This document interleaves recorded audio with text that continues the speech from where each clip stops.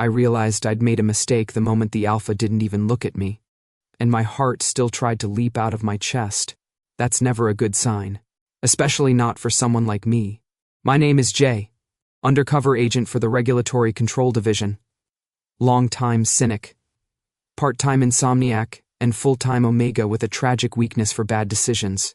Like this one, driving alone into the most dangerous autonomous pack zone in the country at midnight, pretending I wasn't already regretting it. The perimeter of Sector 9 rose ahead of me like the ribcage of a sleeping beast. Steel, barricades, rusted gates, security cameras that definitely weren't government-issued. The streets beyond were too calm, too quiet. Not even stray dogs dared to bark here. Either this place had perfect order, or a perfect dictatorship. Knowing my luck? Definitely the second. I parked just outside a flickering street lamp, the only one that still worked. Its buzzing filled the silence in a way that made my skin crawl.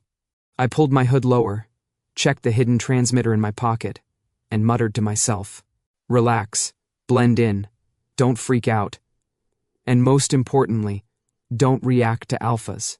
My body laughed at that last part. Or it would have, if bodies could laugh before betraying you. The bar I was instructed to visit, the Sphere, glowed with neon blue light, half its sign burned out so it read, "Spee," like someone's half-hearted attempt at branding. Inside, the scent hit me first: alcohol, heat, musky dominance, and too many pheromones layered in the air like fog.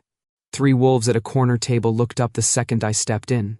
Their eyes flicked from my face to my stance to the way I breathed. They knew I didn't belong. Fine, I could work with that. I forced my shoulders to relax and approached the bar. The bartender, a pierced beta with sharp features, gave me a once-over that felt like an X-ray. "You're new," she said. Not welcoming, not curious, just a statement. "Just passing through," I replied, keeping my voice steady. "Looking for a place to stay." Her brow arched. "At midnight? In this district? I'm a night person. And I'm a unicorn," she deadpanned. "Okay, fair." I liked her already. Before I could come up with a better lie, her eyes shifted past my shoulder. Her expression changed. Tension, respect, fear. I felt it before I heard him. The air behind me thickened, as if someone had reached into the atmosphere and twisted it tighter. A ripple of instinct rolled down my spine. Omega instinct, the kind I'd spent years training myself to ignore. Too late. He was already there. The alpha's presence brushed against my back first. Hot, heavy, electric. Then a slow inhale near my neck. My breath caught. My pulse slammed into my throat. Heat pooled low in my stomach in a way I absolutely, definitively did not authorize. A voice, low and calm, spoke right behind my ear. "You're lying." I turned, and there he was. NICK HARGRAVE. The dictator of Sector 9. The man I'd been sent to investigate, destabilize, and, if necessary, take down. Except, no one had warned me he'd look like that. Tall, silent, sharp-jawed, hair like storm-dark steel, eyes colder than winter. He didn't need fangs or claws to look dangerous. He wore danger the way. CEOs wore expensive suits, effortlessly, with a touch of arrogance. But it was his scent that truly hit me. Not strong, not overwhelming, but dense, like the pressure before thunder cracks open the sky. A storm condensed into a single breath. His nostrils flared slightly, taking in my scent again, analyzing, calculating. Then he spoke once more, soft, almost amused. "But you lie beautifully. So I'll let you continue. For now, beautifully.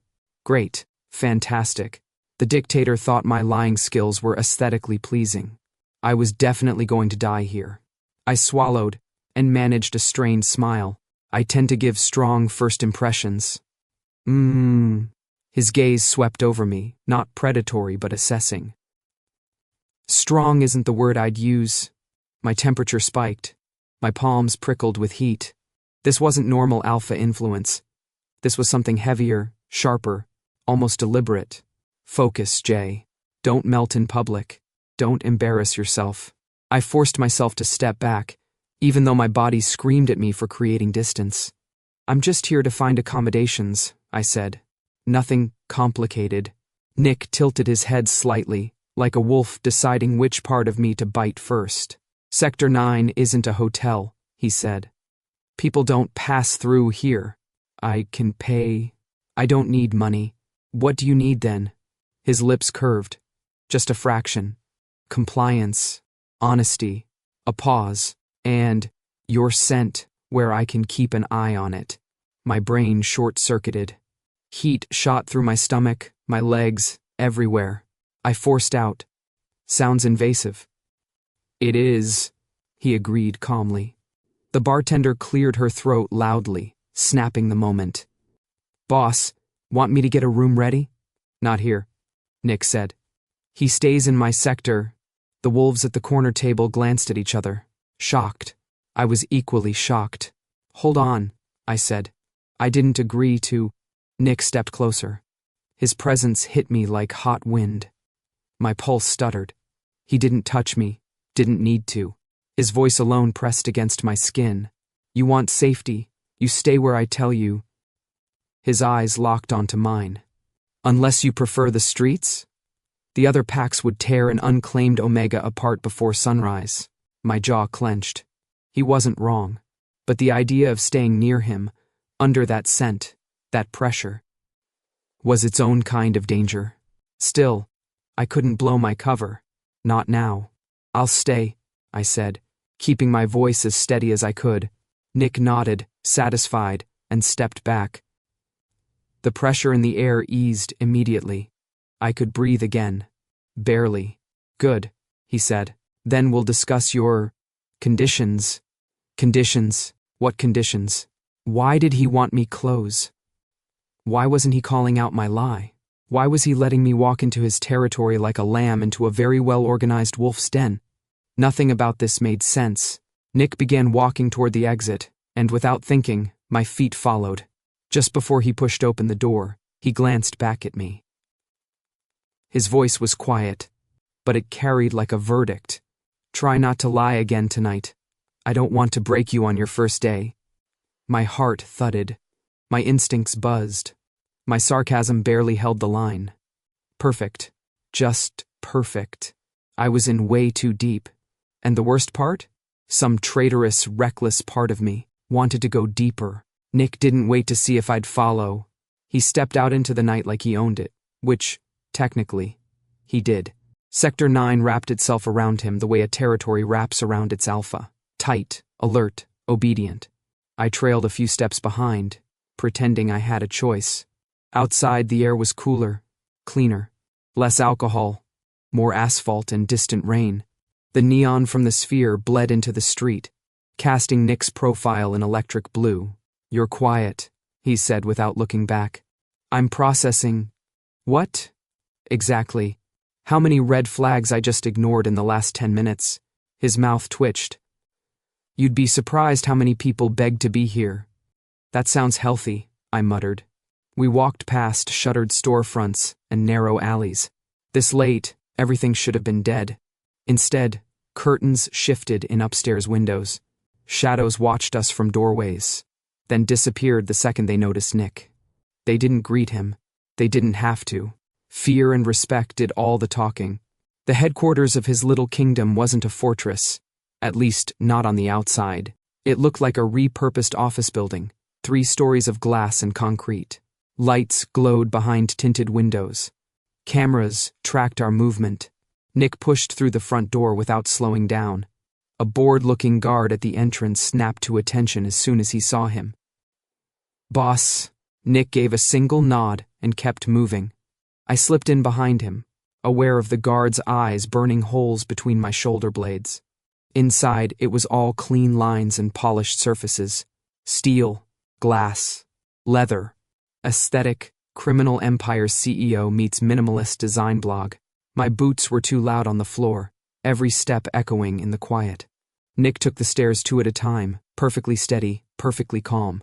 I followed, trying not to focus on the faint trace of his scent that lingered in the stairwell.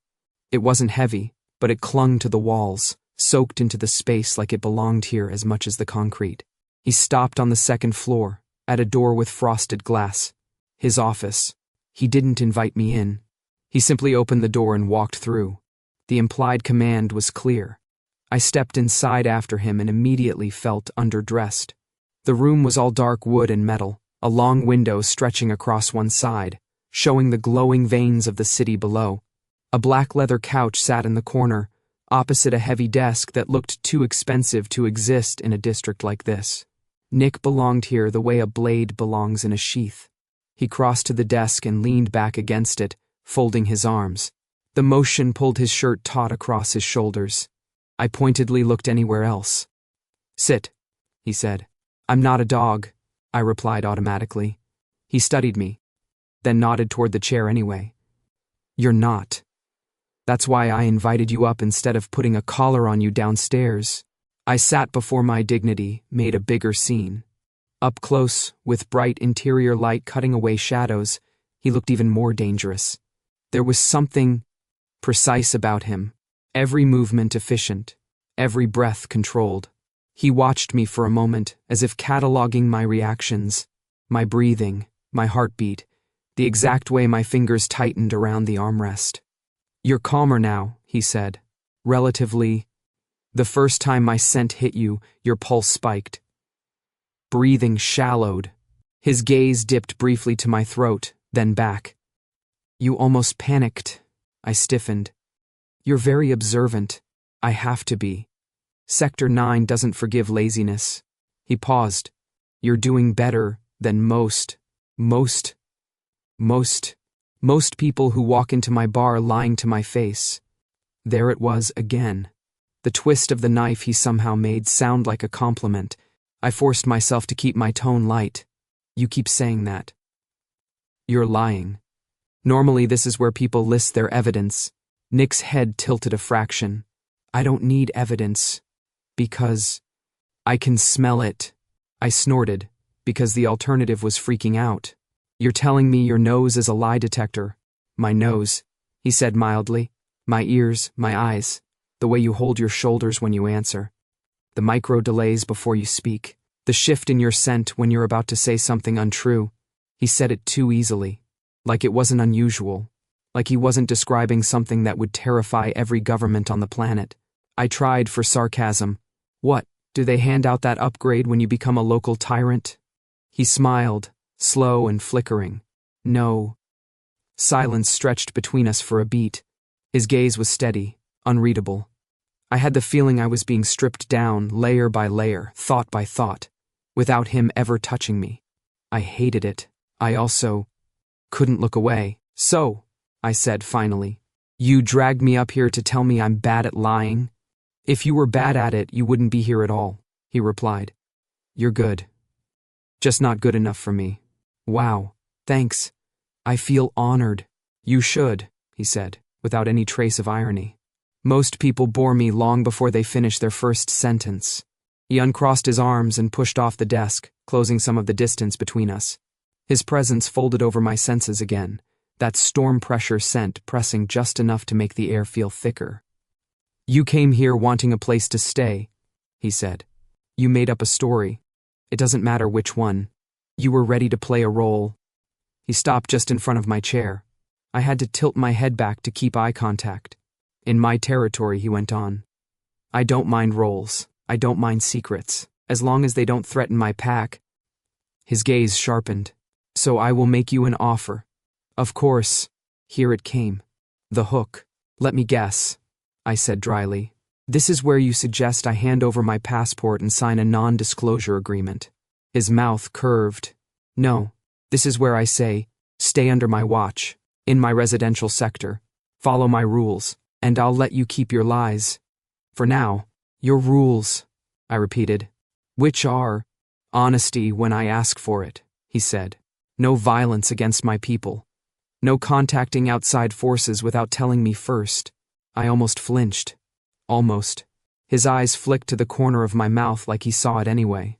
"And," he added calmly, "you sleep where I say. I want you close enough that if your scent changes, I notice." I stared. "You want to monitor my scent?" "Yes. That's invasive." "You already said that," he reminded me. Yeah, and it hasn't gotten less creepy. He studied me for a long moment. Then, "You're afraid," he said quietly. I laughed once, sharp and humorless. "Congratulations. You noticed I'm not thrilled about moving into the dictator's guest room." "It's not the room," he said. "It's me." The words landed harder than I expected. "You're wrong," I said. "Your heart disagrees." Of course it did. Traitor. I looked away, out the window where the city lights pulsed in clusters. Kids were still awake on a nearby rooftop, chasing each other between laundry lines. In the alley below, someone smoked, the faint ember glowing like a firefly. This place felt alive. Controlled, yes, but not dead. Not like the sterilized safe zones under government watch. "You're not putting a collar on me," I said. "I didn't say I would." "You're not claiming me." His gaze sharpened, but his voice stayed even. "I'm not in the habit of claiming people I know nothing about, Jay." He said my name like it tasted different now. Warmer. It did stupid things to my insides. I exhaled slowly. "So, I stay in your sector. I follow your rules. You sniff the air dramatically whenever I walk by and decide if I'm hiding anything new." A faint, surprised huff escaped him. "Something like that." "And if I say no?" He shrugged one shoulder. "You can walk out that door, head 2 blocks west, and settle wherever you like." His eyes darkened. "I give it 4 hours before another pack drags you in and decides you're theirs. They don't have my restraint." My stomach turned. The memory of hands on my wrists, of another alpha's voice saying you're safer if you don't think flickered and vanished. I shoved it back into its box. Nick's gaze softened by a degree. "Just one. Stay under my protection," he said. "Or take your chances out there. It's your choice." My choice. It didn't feel like much of one. But it was more than I'd been given before. "Fine," I said. "I'll stay good." He stepped back, finally giving me room to breathe. Some of the pressure in the air eased. A knock sounded at the door. "Come in," Nick called. The door opened, and a woman with short dark hair and sharp eyes stepped inside. She wore worn boots, a faded hoodie, and the kind of expression that said she'd rather chew glass than be polite. "Boss, patrol report," and her gaze landed on me, narrowed. "What's this?" "This," Nick said calmly, "is Jay. He'll be staying in our sector." She stared, then looked at him like he'd announced he was adopting a shark as a house pet. "You're kidding." "Rin," he warned. She ignored the warning. "He's either a spy or an idiot, though one doesn't rule out the other." "Hey," I said, "I prefer multi-talented liability." Her eyes flicked back to me, surprised. A reluctant smirk tugged at the corner of her mouth before she smoothed it away. "Great," she muttered. "He's funny." "That's worse." Behind her, another presence filled the doorway, a tall, broad-shouldered alpha with scarred knuckles and a stare that could peel paint. His gaze landed on me like a weapon. "Who is he?" the man asked. "Gray," Nick said. "Meet Jay. He's under my protection." Gray's jaw clenched. He didn't offer his hand, didn't nod, just kept staring like he was memorizing the easiest places to break me. "Understood," he said finally, voice clipped. "I'll make sure everyone knows." Rin rolled her eyes. "You mean you'll make sure everyone knows not to sneeze wrong near him because the boss has decided he's special?" Nick's lips twitched, almost a smile. "Rin," he said, "show Jay to his quarters." She looked from him to me and sighed like she'd just been asked to babysit a bomb. "Fine," she grumbled. Then to me, "Let's go. Multifunctional disaster. Try not to trip over anything important." Nick watched us as we moved toward the door. His gaze lingered on me, steady, unreadable. The back of my neck prickled. The game had started. I just didn't know the rules yet. For someone allegedly under protection, I spent the next morning being dragged around, like a stray cat Rin hadn't wanted, but was too responsible to abandon on the street. She shoved a mug of instant coffee into my hands. "Don't complain, the good stuff is for actual pack members," gave me a tour of the second floor, and lectured me on which hallways not to wander alone unless I wanted to get punched by someone who thought I was trespassing. By the time she dropped me off outside the training hall, she looked unreasonably pleased with herself. "Last stop," she said, pushing the door open. "Try not to embarrass yourself. Gray is in a mood. Gray is always in a mood. Exactly, don't die." And just like that, she vanished. Great. Perfect. Left alone in a room full of sweaty, territorial alphas. What could go wrong? The training hall was a cavern of exposed concrete and metal beams, lit by hanging industrial lamps that hummed overhead. The air was thick with heat, effort, and pheromones so sharp they burned the back of my throat. Weights clanged, fists hit pads, and grunts echoed off the walls. Dominance lived here. Breathed here. Coiled in every corner like a living thing. I slipped along the wall, trying to be inconspicuous. My body was already tense, instinct prickling beneath my skin. Omegas weren't meant to stand in the middle of a room like this, alone, unclaimed, outnumbered. Every alpha eye that passed over me made my breath hitch. I'd survived worse, but not often. On the far mat, Gray barked orders at 2 sparring partners, both huge, both sweating like waterfalls. He didn't notice me. Good. Then the temperature in the room changed. Not literally, but enough that my body thought it did. A shift in atmospheric pressure. A shiver in my gut. Nick had entered. He didn't announce himself.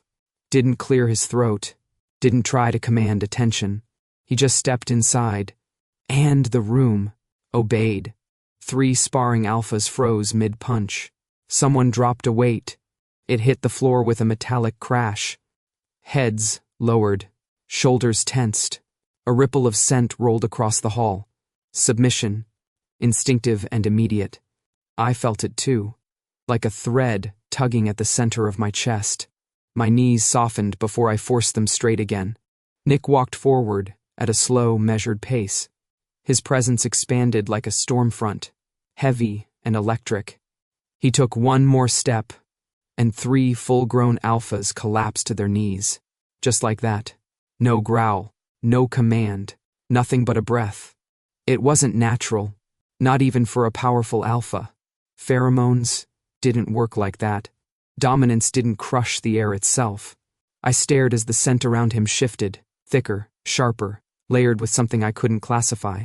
Like the moment before lightning strikes, when the air prickles and every hair on your arms stands on end. A storm wearing human clothes. Nick's eyes swept the room, assessing, calculating, and landing, inevitably, on me. Something inside my chest jolted. Of course he saw me. Of course he knew. He changed direction, heading straight for me. Every instinct screamed at me to look down, bow my head, submit, something. Instead, I locked my knees and made myself stand upright. Cold sweat collected between my shoulder blades. Nick stopped a foot away, close enough that I could smell the heat of his skin under the sharper dominant scent. His voice was calm. "You're observing. You're hard to miss," I managed.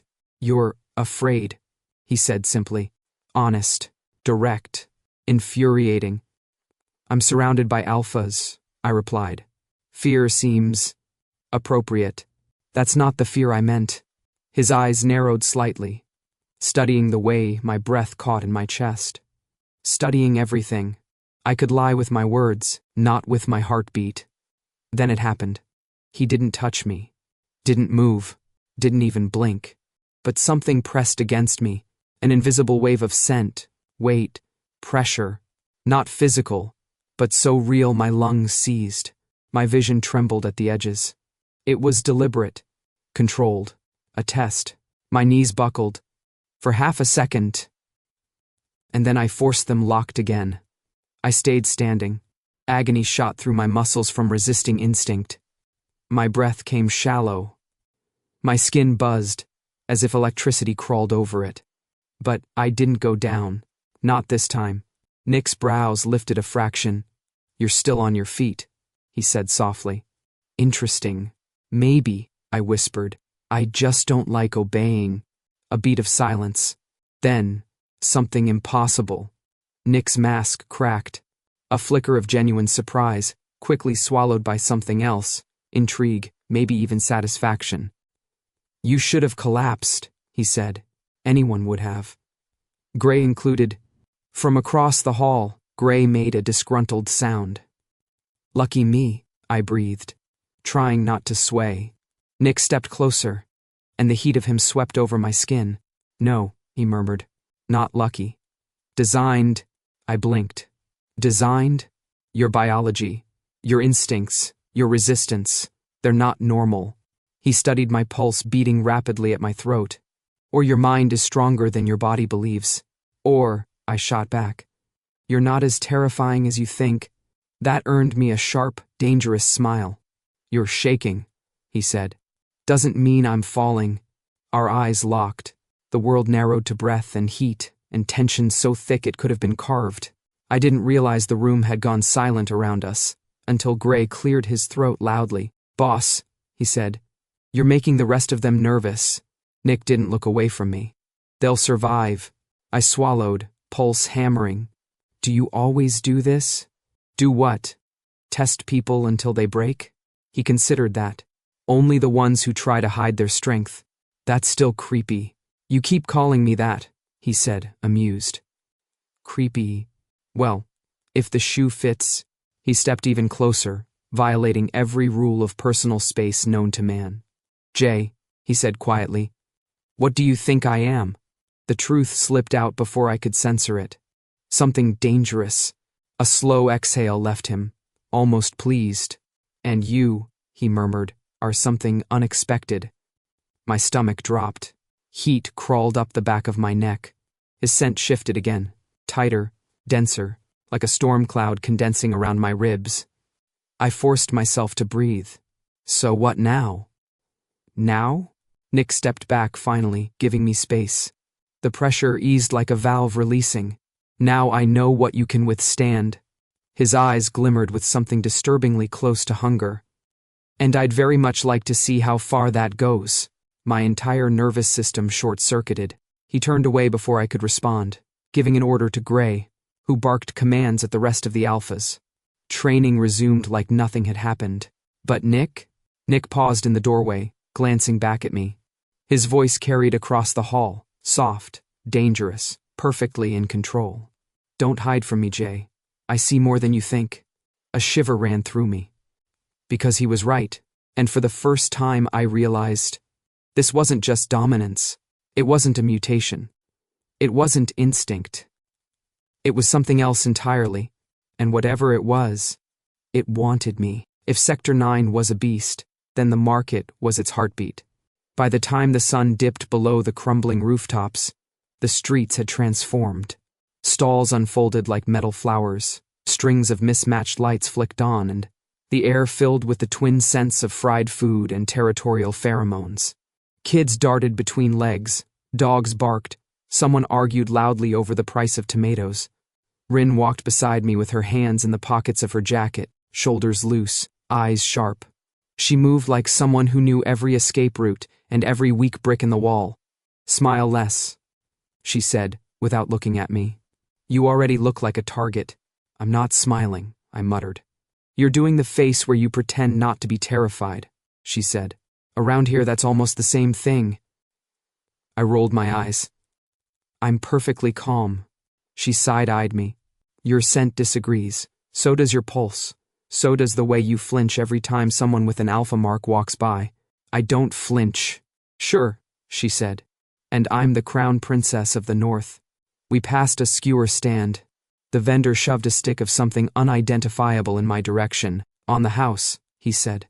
"If the boss is letting you live in his sector, you're one of ours now." "Kind of." "That's not reassuring," I said, but I took it anyway. We kept walking. Up close, the district felt less like a crime zone and more like a patched-together small town that had been abandoned by the government and decided to survive out of spite. Families argued over produce. Teens in faded jackets hovered near alley entrances, acting tougher than they were. Overhead, laundry flapped on lines like flags. "Not what you expected?" Rin asked.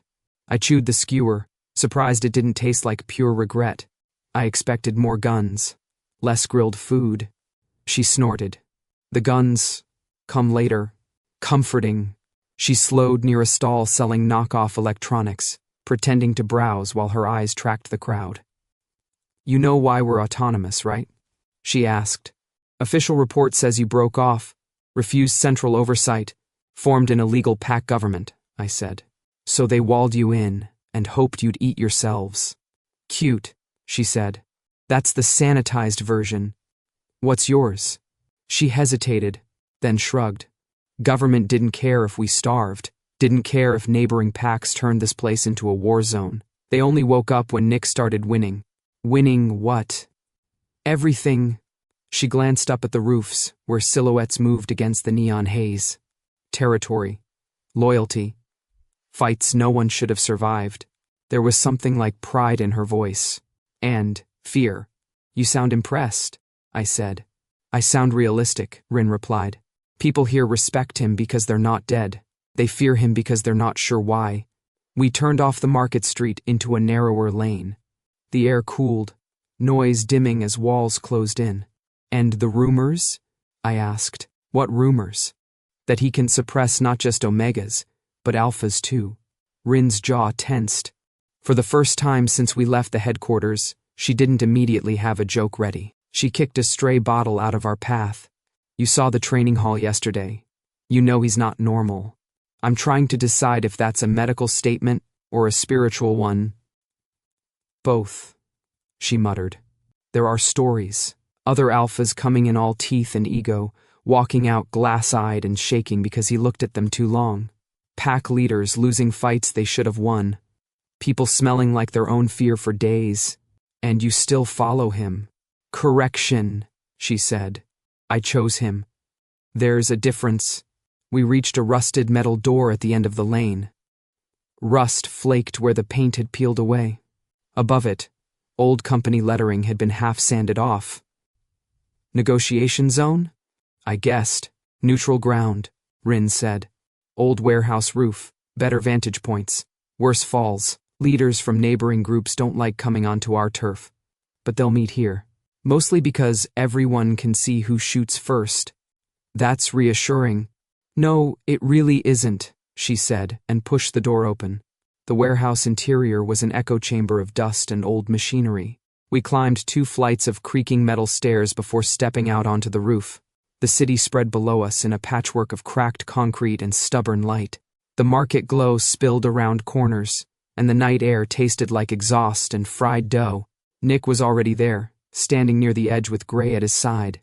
A third man and a woman stood opposite, leaders of neighboring factions if I had to guess. The man was thick-necked, scarred, radiating irritation. The woman was lean and watchful, beta calm over alpha tension. Gray shot me a brief look that managed to say, "Don't screw this up, and I still don't like you at the same time." Hargrave, the scarred alpha was saying, voice rough, "We're not your soldiers. We're not bowing." Good, Nick said mildly. I don't need you to bow. I need you to stop trying to kill my patrols. The woman's lips twitched. You walled off your streets, Nick. You act like a king. You get rebellions. Nick didn't rise to the bait. I act like someone who doesn't want corpses in the gutters, he said. You want your people alive. I want mine alive. We're aligned more than you think. Rin nudged me lightly with her elbow. Watch his timing, she murmured. He lets them talk themselves into corners. I watched. Nick's posture was loose but grounded, hands relaxed at his sides, gaze steady. His scent lingered on the air, not suffocating this time, but present. A reminder, a warning. The scarred alpha jabbed a finger toward him. You push your scent across the borders like a threat. You think we don't feel it? You feel it, Nick agreed. But I haven't stepped into your streets. Only my own. You're suffocating people, the man snapped. They're saying you can crush another alpha's will with your scent alone. My heart skipped. There it was, out loud. Nick's expression didn't change. If you're here to gossip, he said, we're done. If you're here to negotiate trade routes and patrol lines, we can continue. The woman watched him closely, eyes narrowing. The more you tighten your grip, the more they'll want to cut your throat, Rin muttered under her breath. And here I thought tonight would be boring. I barely heard her. because something at the edge of my vision glinted. Across the gap between rooftops, a darker shadow shifted behind a crooked ventilation unit. The night swallowed most of the movement, but the angle of the arm, the flash of metal, a knife leaving someone's hand. Everything slowed. My body moved before my brain did. "Nick," I shouted. He turned slightly, confused. It cost him half a second. The knife arced through the air, aimed straight at his throat. I slammed into him. The impact knocked the breath from my lungs. We hit the ground hard, my shoulder screaming in protest as concrete scraped skin. The knife whistled past where his neck had been and clattered against the rooftop, spinning out into the darkness. Shouts erupted. Gray roared an order, already moving. The scarred Alpha cursed. The woman dropped low, scanning the opposite rooftop as more shapes bolted away into the shadows. My ears rang. My pulse thundered. I realized I was half sprawled over Nick's chest, one hand fisted in. His shirt, nose full of his scent, shock hot, sharpened by adrenaline. For one dizzy second, I couldn't move. Then he did. In an instant, Nick rolled, flipping our positions so my back slammed gently, if anything about concrete could be called gentle, against the low rooftop wall. His arm bracketed my shoulder. His other hand caught my wrist and pinned it above my head. His eyes were not calm now. They blazed. "You," he said, voice low and rough. "Should have let it hit." I stared at him. Wind whipped across the rooftop, tugging at his hair, carrying the distant noise of market laughter up to us like an echo from a kinder world. "What?" I rasped. "You're welcome?" His grip tightened just enough to remind me he was still in control. "If I die here, it's clean. Simple. Someone else takes the mess." The government stops circling. The packs tear each other apart instead of staring at my throat. "Wow," I panted. "That's dark. It's realistic," he snapped.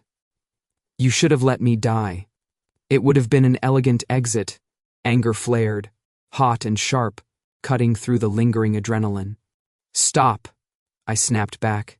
"I'm not letting anyone die on my watch because it makes your political math cleaner." The words came out half growl, half confession. My chest heaved. My heart was still trying to punch through my ribs. His scent flooded my senses. Storm pressure, fear, something like relief. Nick blinked. Just once. His expression shifted, cracks running through the stone mask he wore. He looked tired. I hadn't noticed it before. The shadows under his eyes, the tension in his jaw that never really left, the way his shoulders carried the weight of too many people, too many decisions. Around us, Gray shouted orders into his comm. Someone cursed that the shooter had escaped. Rin's footsteps pounded closer and then stopped short. "Oh," she said, breathless. "Wow. Okay. I'm just gonna pretend I don't see whatever this is." I didn't dare look at her. My attention was locked on Nick. "You're not a martyr," I said quietly, the anger softening into something else. "You don't get to turn yourself into a convenient corpse because it's strategically tidy." His eyes searched my face, my scent, my pulse. His hand, still wrapped around my wrist, slackened just slightly. "Why did you move?" he asked, softer. "Instinct? Training?" I swallowed. "I don't know. I did. My body just moved toward him, not away." "I don't owe you anything," I added, because I needed the reminder said out loud. "You know that..." Something flickered in his gaze. Hurt? Amusement? Before, settling into a tired sort of resignation. "I know," he said, and for the first time, he sounded less like a king and more like a man who hadn't slept in a long time. "That's why it scared me that you did it anyway." Rin let out a low whistle behind him. "Yep," she said. "There it is." "Rin," Nick warned without looking back. "Not saying anything," she replied. "Just observing. Also, for your information, everyone saw Jay tackle you like a heroic idiot. Rumors are going to be fantastic." Heat rushed to my face. "Oh, great." Nick finally released my wrist, stepping back enough to let me breathe, but not enough to feel entirely safe. He straightened, composure sliding back into place piece by piece. but I'd seen what was underneath it now. He wasn't just the storm. He was the man standing in the middle of it, holding the line until it broke him. And me? I'd just made it official that I cared whether he broke. That was a different kind of danger, one my training had never prepared me for. It was almost easy to forget I was here to ruin him. Almost. A few days after the rooftop, Sector 9 felt different. Or maybe I did. People still watched Nick with wary respect, still stepped out of his path before he reached them. But there was a new undercurrent when they looked at me. That's the idiot who tackled the boss. That's the Omega who doesn't know when to stay out of the line of fire. Rin called me heroic disaster twice and moron of the week 5 times. Gray glared at me like saving his alpha's life was a personal insult. Nick didn't mention it at all. Which was worse. He went back to ruling the district like a storm in a suit. Calm, composed, efficient. He met with lieutenants, restructured patrols after the attack, shifted resources. We saw each other in hallways, in passing, at briefings. He'd glance at me, something tight flickering in his expression, then move on like nothing had changed. For everyone else, maybe it hadn't. For me, every breath in his radius tasted like a bad idea. The night it all broke open, the building was quiet. Too quiet. Most of the pack had turned in or gone out. The market noise filtered through the windows as a distant, muffled hum. The fluorescent lights in the corridors buzzed softly, casting long shadows. I moved on autopilot, bare feet silent on the polished floor, heading for the one place in the compound I knew would be empty at this hour. Nick's office. I'd timed this carefully. He always did a last patrol of the perimeter before coming back to work himself half to death behind that stupid, intimidating desk. I had maybe 20 minutes. The office door opened with a soft click. No guards inside, no scent thick enough to mean he'd been here recently, just a faint trace of him soaked into the leather and paper and wood. I closed the door and leaned against it, exhaling slowly. My hand went to my pocket, fingers closing around the small transmitter nestled there. I'd been putting this off for days, telling myself I needed more intel, more proof, more something. But headquarters didn't care about feelings. They cared about anomalies. I flicked the device on. A tiny green light blinked to life. Static crackled quietly before smoothing into a flat, waiting silence. "This is Jay," I whispered. "Sector 9, Hargrave's territory. Do you copy?" For a heartbeat, nothing. Then a voice slid through the speaker. Calm, precise, bureaucratic. "Control here. You're overdue for check-in, Agent." I winced. Had complications. Understood. Proceed with report. My throat felt dry. Target is Nicholas Hargrave, dominant alpha, de facto ruler of autonomous Sector 9. Confirmed, his presence and scent can suppress others beyond normal parameters. I've observed omegas and alphas both react. A pause. Typed notes, probably. Clarify, beyond normal parameters. I swallowed. Images flickered. 3 alphas dropping in the training hall. The air vibrating, my muscles locking. He can knock trained alphas to their knees with one step, I said softly. No commands, no physical contact, just pressure. He alters the atmospheric feel of a room. It's more than dominance, silence. Then, you believe this is mutation? I believe, I said carefully, that if he decided to weaponize it, entire packs could lose the ability to resist him. Another pause. When Control spoke again, their tone had shifted. Colder, resolved. If Hargrave is a mutation, you are to confirm and extract immediately. Our intervention units will move in within 12 hours of your confirmation. My stomach clenched. Intervention units. As in, full tactical containment, they said. Sector 9 cannot be allowed to host an unstable asset of that scale. Containment, I repeated.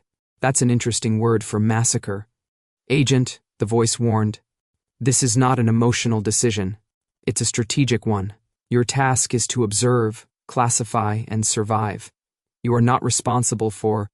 The small hairs on the back of my neck rose. The scent hit me first. Soft, subtle, like a shadow of a storm rolling in under the door. Nick. I went rigid. The voice on the line kept talking. You will send a single coded phrase, green light or null. Green light confirms target is an active anomaly. Null indicates false alarm. Do you copy, Agent? The office door closed with a quiet, final click behind me. I didn't turn. My hand moved slowly, deliberately, sliding the transmitter back into my pocket. My thumb hit the power switch as I did. Click. The green light died. The connection cut off. My pulse hammered against my ribs. Agent, Nick said behind me, voice impossibly calm. Is it? My lungs forgot what their job was. I turned around. He stood a few feet from the door, hands loose at his sides, dark eyes on my face. He wore black again. No tie, sleeves pushed up, just enough skin visible at his wrists to make my brain short-circuit. His scent was quiet. Too quiet. Late night call? He asked. You sounded nervous. I forced my shoulders not to lock. Could have knocked, you know. I could have, he agreed. But then I wouldn't have heard you say target. The temperature in the room seemed to drop.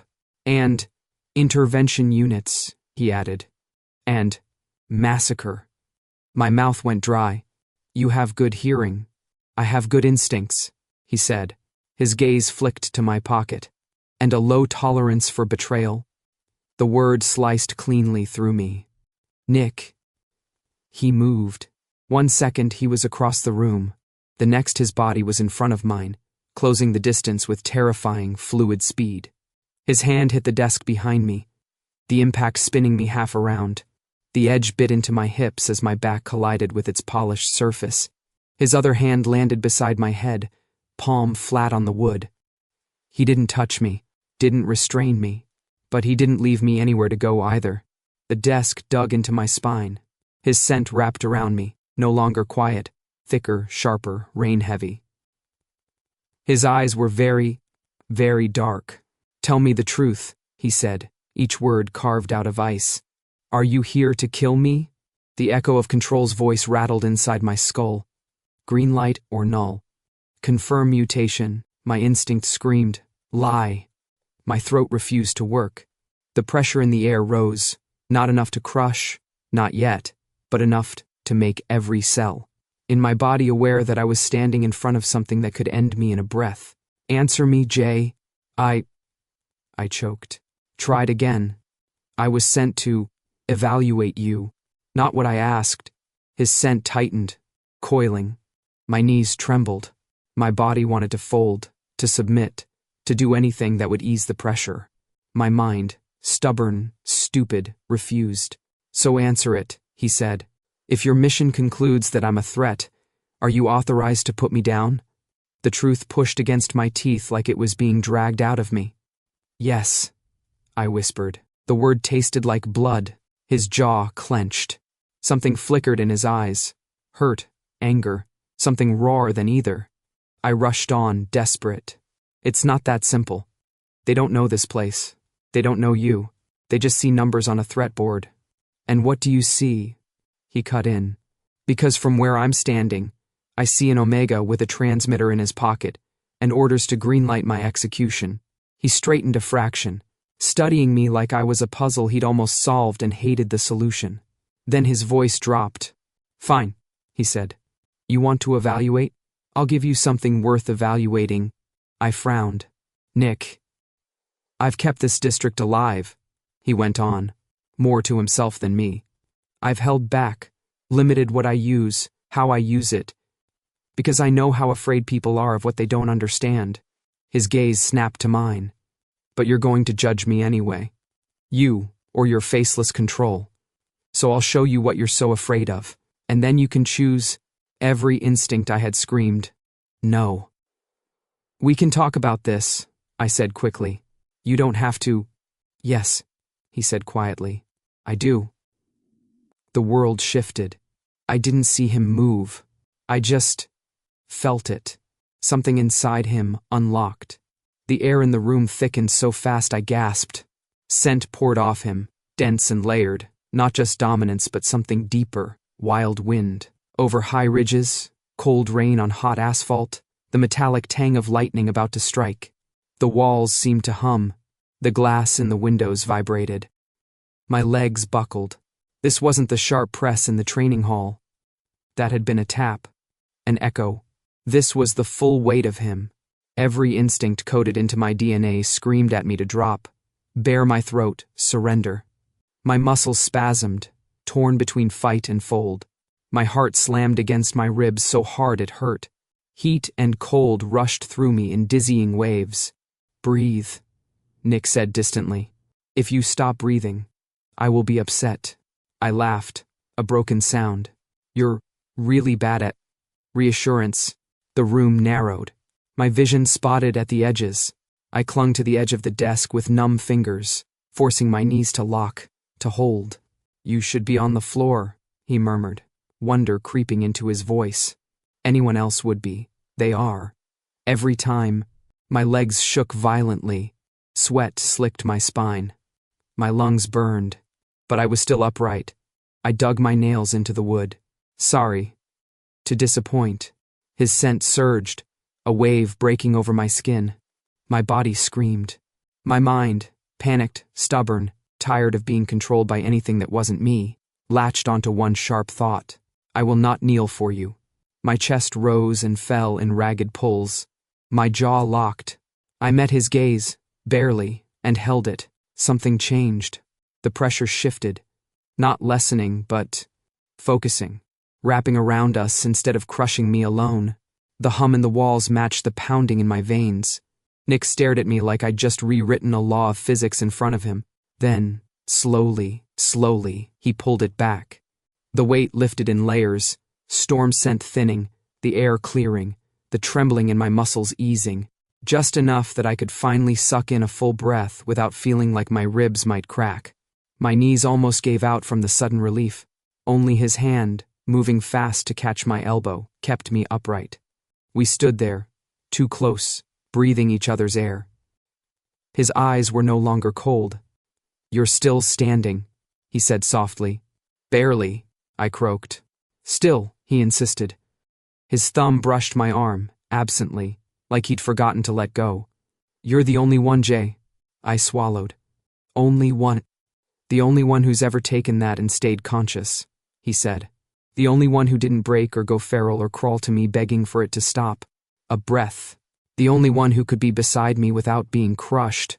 The words sank into me like hooks. Painful, terrifying. Also, dangerously warm. I should have been afraid. I was.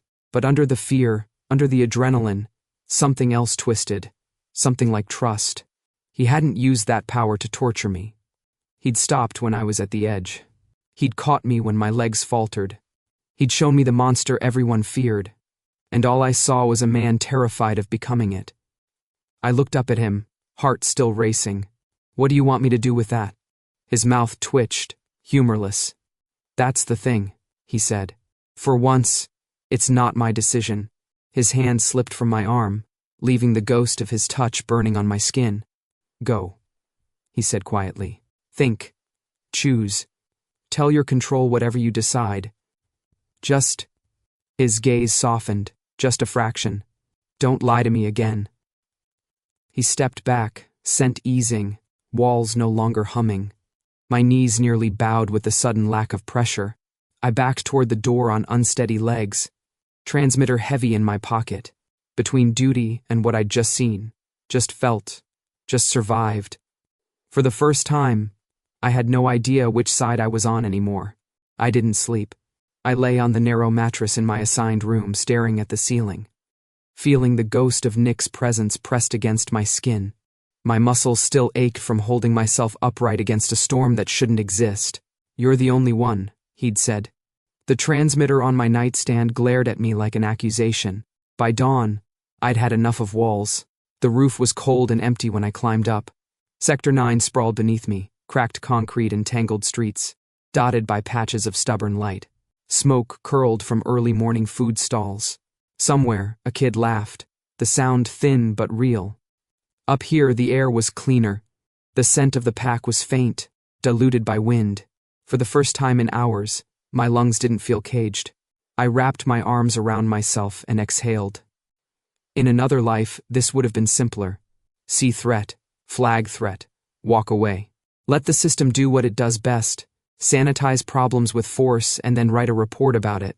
But the system had never stood where I was standing, with my back still aching from Nick, slamming me into his desk, my legs still shaking from surviving what no one else could. Had never seen the way his control trembled when he pulled his power back, like he was afraid of drowning everything close to him. He could have broken me. He didn't.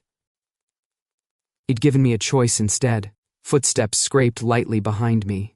If you're planning on throwing yourself off, Rin said, do it on the other side. This view is the only nice thing we have. I snorted despite myself. Relax. I'm not jumping. Yet.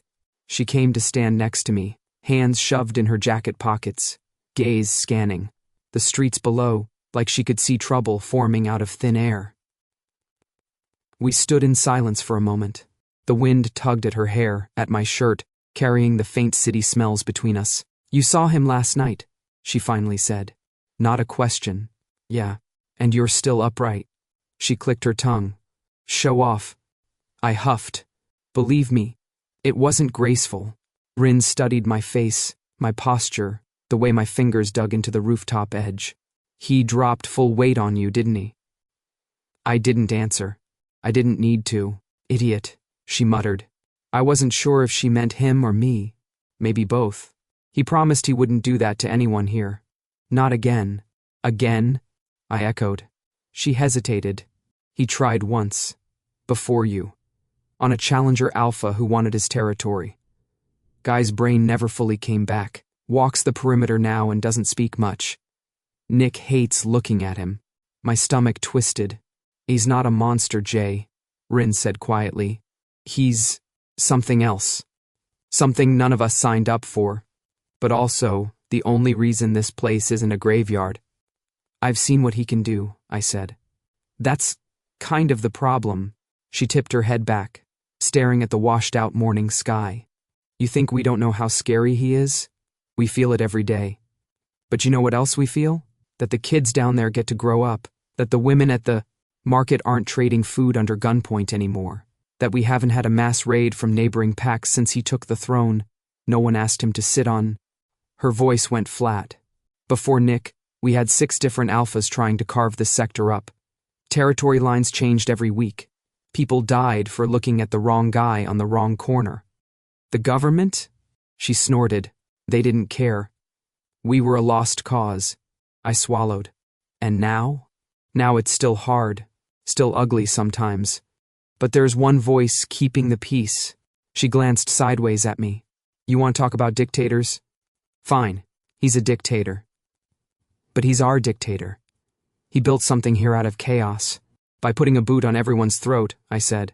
By stopping other boots from crushing our skulls first, she shot back. Don't destroy what he built because your bosses are scared of anything they can't label neatly on a form. Her words hit home harder than I wanted them to. I didn't ask for this job, I muttered. Maybe not. Her eyes softened, just a little. But you got it. And now you've seen both sides. That means you don't get to pretend you're neutral anymore. I stared at the streets below. A woman with a baby strapped to her chest haggled with a vendor. 2 kids chased a soccer ball. An old man sat smoking on a step, watching them like it was the most important movie of his life. If Nick fell, if Control sent their intervention units in, this place would burn. Rin nudged my shoulder with her own. Don't wreck this, she said. For us. He's a hero, not a monster. The word hero sat heavy and uncomfortable in my chest. Nick probably would have hated hearing it. The bridge over the river cut Sector 9 from the government-controlled districts like a scar. The water below was dark, sluggish, reflecting broken lights. I leaned on the railing, listening to the distant hum of traffic, the occasional shout, the clink of glass somewhere below. Power and freedom. I'd spent my life running from the first and chasing the second, only to find out they were more tangled than anyone bothered to admit. My last alpha had wrapped his control in words like protection and care. The government dressed theirs in laws and contracts. Nick wrapped his in storm scent and brutal honesty. He'd never once said I was safe with him. He'd never pretended I had no choice. Go. Think. Choose. I exhaled slowly. There was no version of this where I came out clean. Either I betrayed my orders, or I betrayed him. My fingers found the transmitter in my pocket again. It would have been so easy to flick it on, whisper a single word, green light, then walk away before the soldiers arrived, before the streets filled with blood. I closed my fist around it until the edges dug into my skin, then shoved it back into my pocket. Damn it, I muttered. For once, I didn't run. I turned away from the river and headed back toward the compound. The old observation deck on the top floor was mostly disused now. Dusty chairs, boarded-up windows, a view of the skyline through gaps in the boards. It was where I found Nick. He stood alone, hands braced on the railing, gaze fixed on the horizon. The light painted the angles of his face in sharp contrast, exhaustion carved deep under his eyes. He didn't turn when I entered. Have you decided? No hello, no pretense, straight to the point. Like always. Maybe, I said. My voice sounded smaller than I wanted it to. He exhaled slowly. If you're here to kill me, I'd appreciate it if you shoot straight. Metaphorically. The cleanup will be easier. I'm not going to kill you. His shoulders tensed. If you leave, I won't stop you, he said. If you stay and call your units, I won't hide. If they take me out, I won't beg. His fingers tightened on the railing. Whatever you choose, I'll accept it. You make it sound like I'm choosing between coffee or tea, I snapped. One corner of his mouth twitched, humorless. For you, it's a choice. For me, it's the end of a very long equation. I stepped closer. The boards creaked under my feet. I talked to Rin, I said. Of course you did, he murmured. She's loyal. And nosy. She told me what this place was before you. He went very still. I've seen what you can do, I continued. I've also seen the market stalls. The kids playing. The fact that people walk the streets at night without flinching at every shadow. I swallowed. You're not building a throne, Nick. You're building scaffolding. Around something fragile. He finally turned to face me. And what are you here to build? He asked quietly. What is your purpose, Jay? Aside from observing and reporting? I don't know, I said honestly. I thought I did. I thought my job was to keep people safe from things like you. Mutations. Concentrations of power. Now. I shook my head. Now? Now I think if control comes in here, you won't be the thing they save people from. You'll be the thing they destroy first to make themselves feel better. Silence stretched between us, taut and thin. His voice, when it came, was rougher than I'd ever heard it. Then go, he said. Walk back to your safe zones and forget this place exists. Tell them null. Tell them whatever keeps your world clean. I won't hold it against you. My chest hurt. I don't want to forget, I said.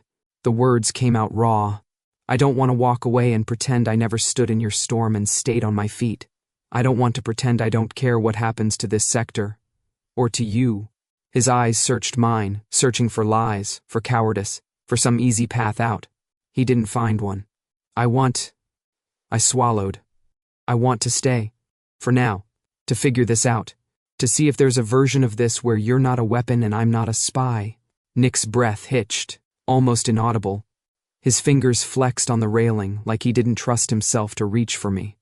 Jay, he said. And my name in his mouth felt like its own kind of confession. If you stay, the risks don't vanish. Your control will come looking.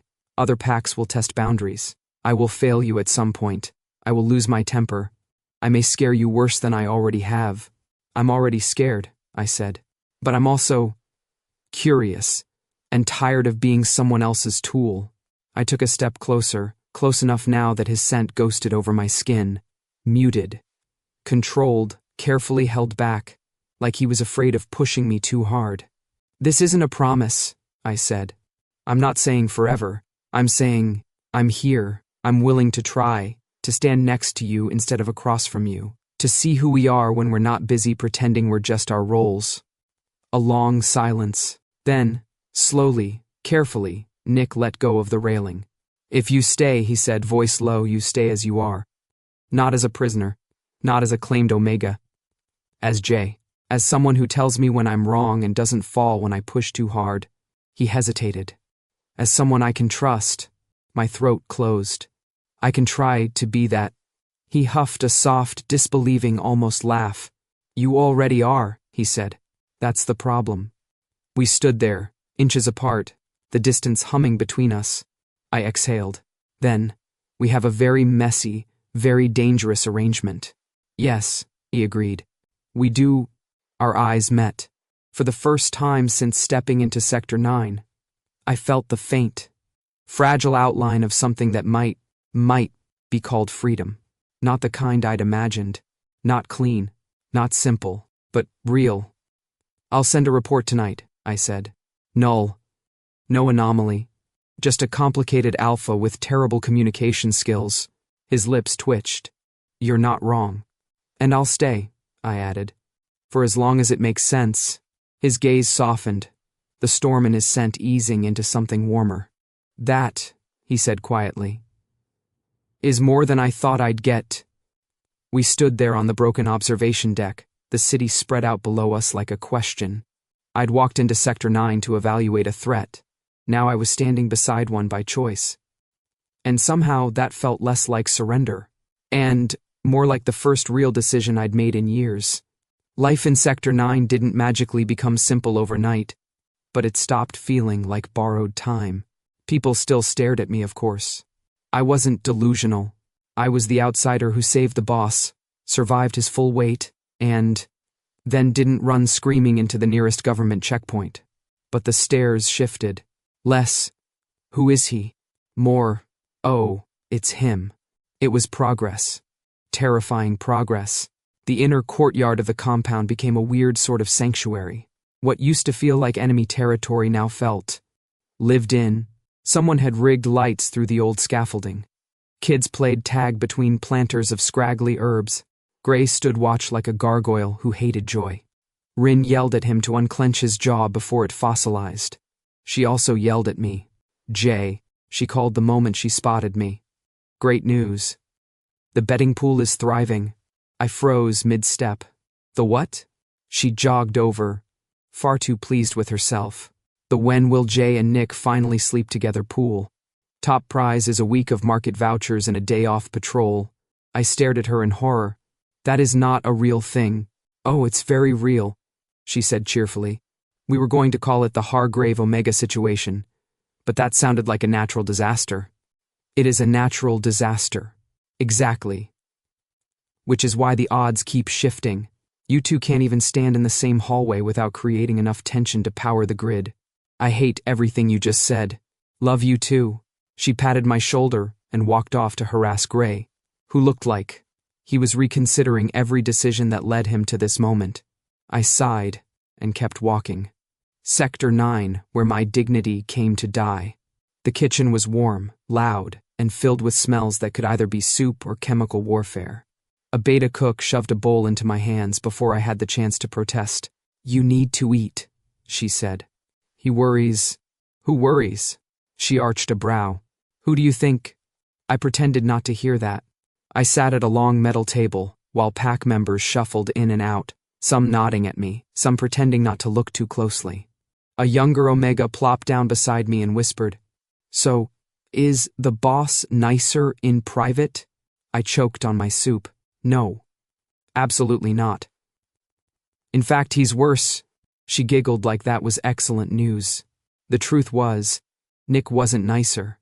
But he was trying. I noticed it first in the hallways. A week ago, walking past him had felt like stepping too close to a lightning strike. The weight, the pressure, subtle but unmistakable, always brushed against my nerves. Now, I'd pass him in the corridor and feel the faintest ripple. Barely a nudge, like he was testing a new setting on a dangerous machine. He was learning restraint. He was learning it for me, which was both flattering and terrifying. One afternoon he walked by and the pressure flickered, a tiny pulse, just enough to make my breath catch. I glared at him. Seriously? He had the nerve to look innocent. What? You did that on purpose. I did nothing, he said, straight-faced. You blipped at me. I don't blip. You absolutely blipped. A hint of a smile tugged at his mouth. Perhaps you're becoming too sensitive. Oh my God, I muttered. You're impossible. He walked away looking deeply pleased with himself. Sending my final report was easier than I expected. I sat at my desk, which was still weird, and typed the summary in simple, clinical language. No anomaly present. Sector stable. No tactical intervention recommended. Control would hate it. They'd send 10 follow-up questions. But they couldn't override the fact that I'd been their only set of eyes inside. Null. It was the cleanest lie I'd ever written. That evening, I found Nick in his office. Unlike last time, my pulse didn't spike in fear. Only nerves. Only anticipation. He stood behind his desk, sorting papers with unnecessary precision. He looked up when I entered, a question already in his eyes. Did you send it? He asked. Yes, and... No anomaly, I said. Sector safe. You're free. His expression barely shifted, but something eased in his shoulders. A long exhale escaped him, almost silent. So, he said quietly, I'm not a threat. For the country? I shrugged. No. He stepped closer, slow, deliberate. And for you? Oh. We were doing this now. I swallowed. For me, I said, you're absolutely a threat. His brow lifted. To your life? To my sanity? A pause. His voice dropped. To your freedom? I met his eyes. No, I said. Just to my ability to think straight around you. His breath hitched, so slight I might have imagined it. Then he took one more step forward. And that single word held a world of possibility. My pulse thundered, but for once not from fear. I stepped closer too, closing the gap myself this time. And, I murmured, you need to quit trying to crush me in hallways. If we're doing this, whatever this is, you have to let me take a step toward you, not just withstand the ones you take toward me. His eyes softened, heat replacing the storm edge. No suppression, he said quietly. No suppression, I echoed. We stood there, inches apart, the air warm and strangely gentle between us. Nick inhaled, slow, purposeful, and for the first time since I'd met him, his scent didn't hit like a command or a warning. It came soft, warm, open. Not domination, not pressure. An invitation. My chest loosened. My breath returned without a fight. For the first time, standing this close to him didn't feel like bracing for impact. It felt like stepping into shelter, a place where I wasn't being cornered, but welcomed. Nick's voice dropped to a murmur. Better? I nodded. Yeah, he didn't touch me. I didn't step back. We shared the same breath, the same space, without anything forcing it, just choosing it. And as his scent wrapped around me, gentle, steady, warm, I understood something simple and terrifying. I'd walked into a zone built on suppression, and somehow, against every instinct, every warning, every order, I'd found the one place where I could finally breathe.